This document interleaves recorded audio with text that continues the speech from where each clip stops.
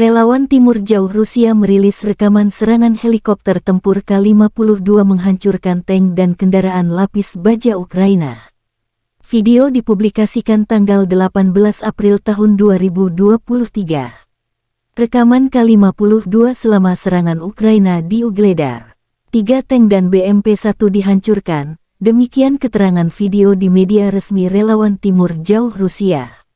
Beberapa hari terakhir, militer Rusia mengirim serangan ke arah Ugledar.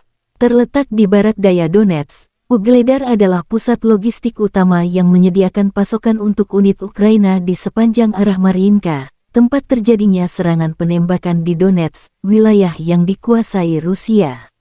Dari kubu Kiev, militer Ukraina merilis 470 prajurit Rusia dinetralkan dalam 24 jam terakhir. Termasuk 1 tank, 11 kendaraan tempur lapis baja dan 6 unit artileri Rusia dihancurkan dalam 24 jam terakhir.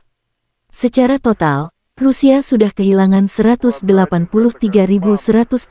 prajurit sejak awal konflik, termasuk 308 jet tempur, 293 helikopter serta 3.661 tank.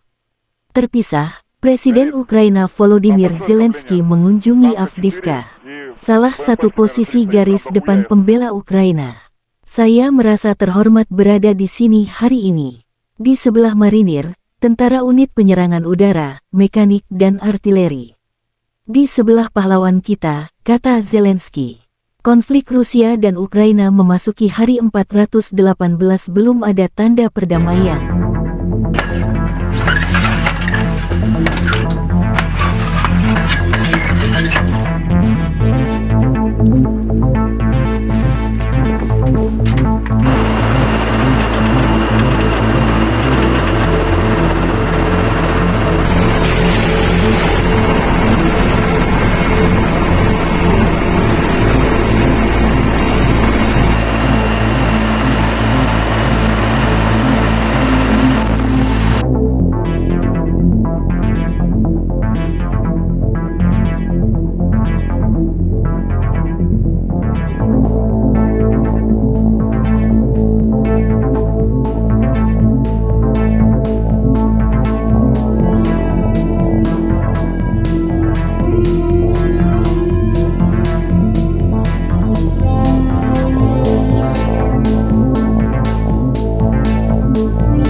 Terima kasih sudah nonton, jangan lupa like, subscribe, dan share ya!